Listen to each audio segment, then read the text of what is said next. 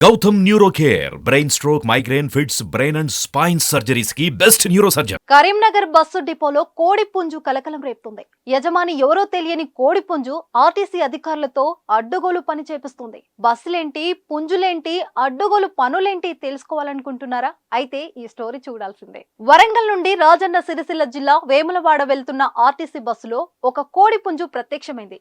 Karimnagar bus station లో bus దిగుతున్న ప్రయాణికుడికి పక్క సీట్లో ఎవరో ప్రయాణికుడు మర్చిపోయిన బ్యాగు కనిపించింది. దీంతో ఆయన విధి నిర్వహణలున్న కంట్రోలర్ కు సమాచారం అందించారు. ఆ బ్యాగ్ ను స్వాధీనం చేసుకున్న ఆర్టీసీ సిబ్బంది దానిని విప్పి చూసి ఆశ్చర్యానికి లోనయ్యారు. ఆ బ్యాగ్ లో పకడ్బందీగా ప్యాక్ చేసిన కోడి పుంజు దర్శనం ఇవ్వడమే వారి ఆశ్చర్యానికి కారణం. కోడి పుంజు ఎవరిదో, దానికోసం ఎవరు వస్తారు, వారికి స్వాధీనం చేయాల్సిన అవసరం ఉన్నందున బస్ స్టేషన్ సిబ్బంది దానిని రెండవ డిపోకు తరలించి అక్కడ భద్రపరిచారు.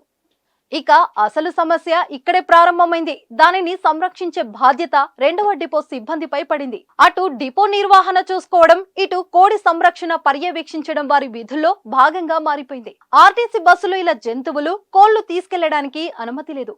ఒకవేళ ఉన్నా దానికి టికెట్ తప్పనిసరి. కనుక రహస్యంగా బ్యాగ్ లో ఓ కోడి పుంజు తీసుకొచ్చిన ప్రయాణికుడు జరిమానా చెల్లించక తప్పదు. జరిమానాకు భయపడి ఆయన కోడి పుంజు కోసం వస్తాడో రాడో తెలియని పరిస్థితి. అలాగని దానిని రక్షించకుండా వదిలేయలేని దుస్థితి. దీంతో సరైన ఆధారాలతో కోడి పుంజు కోసం వచ్చే ప్రయాణికుడి కోసం ఎదురు చూస్తున్న ఆర్టీసీ సిబ్బంది దానికి మేత వేస్తూ కంటికి రెప్పలా కాపాడుతున్నారు.